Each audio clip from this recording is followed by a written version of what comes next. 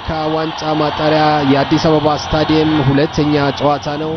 ተመልካቾቻችን ሜዳ ላይ የምትመለከቷቸው የኢትዮጵያና ማሊ ብሔራዊ ቡድን ተጫዋቾች ናቸው። በኢትዮጵያ ብሔራዊ ቡድን በኩል አዳዲስ ፊቶች ይገኛሉ። በተለይ ከአልጄሪያውና ከማላዊ ጨዋታ የተለዩ ፊቶች ይታያሉ። አንዳርጋቸው ይላቅ ዛሬ በብሔራዊ ቡድን የመጀመሪያ ጨዋታውን ያደርጋል። ከስዊድን ወደ ኢትዮጵያ የመጣው ተከላካዩ ዋሊዳታ በተመሳሳይ የመጀመሪያውን የብሔራዊ ቡድኑን ጨዋታ ያደርጋል ማለት ነው።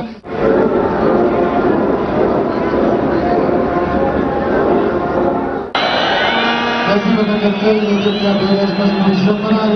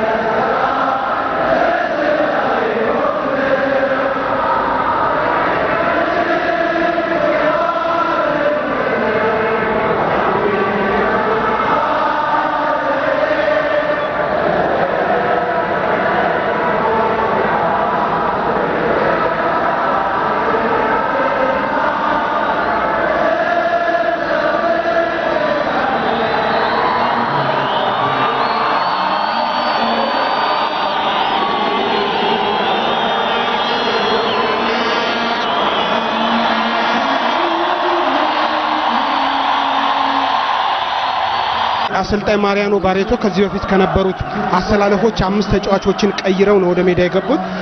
ሲሳይ ባንጫ ከዚህ በፊት አልተሰለፈም፣ ቢያድግልኝ ኤልያስ አልተሰለፈም፣ ዋሊዳታ አልተሰለፈም፣ አንዳርጋቸው ይላቅ አልተሰለፈም። ሌላው የሱፍ ሳላ ባለፈው ጨዋታ ላይ ማላዊ ላይ የምናስታውሰው ተቀይሮ ገብቶ ጎል አስቆጥሯል። በተለይ ማሪያኖ ባሬቶ ወጣቶች ላይ እምነት ጥሏል።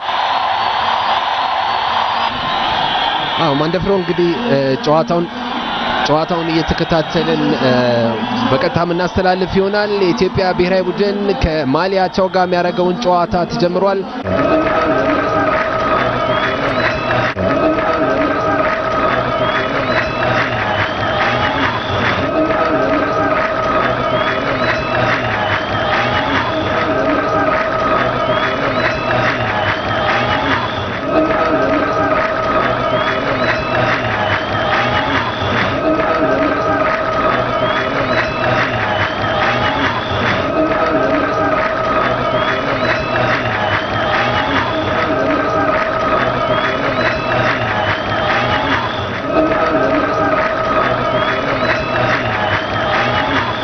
አሻማ አስቆጠሩ።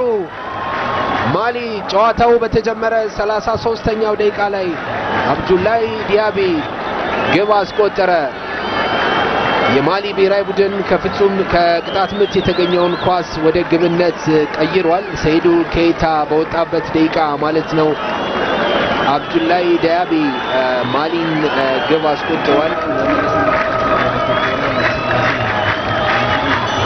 አበባው ሙታቆ በቀጥታ ወደ ግመታ አደገኛ ኳስ በጣም የሚገርም ኳስ። መማዱ ሳማሳ እንደምንም ኳሷን ጌታነህ ከበደ በጣም ግሩም ኳስ ሞክሮ ነበር። የቢድ ዊትሱ አጥቂ ጌታነህ ከበደ ከቀኝ በኩል በግሩም ሁኔታ የመታት ኳስ መማዱ ሳማሳ አድኗታል።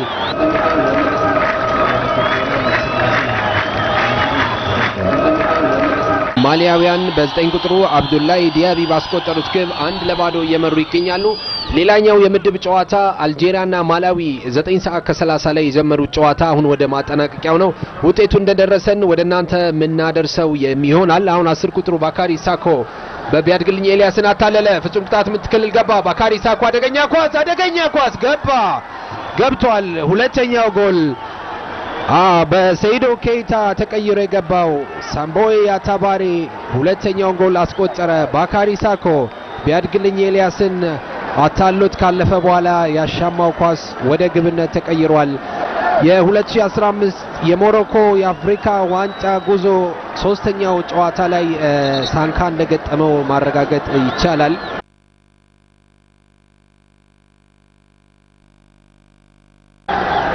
አበባው ቡታቆ ከ3 ቀናት በፊት ኢትዮጵያ ንግድ ባንክ ላይ ግብ አስቆጥሯል። በጨዋታ ሂደት ነበር። አሁን በቅጣት ምት ሊያስቆጥር ይችላል። አበባው ቡታቆ መታ።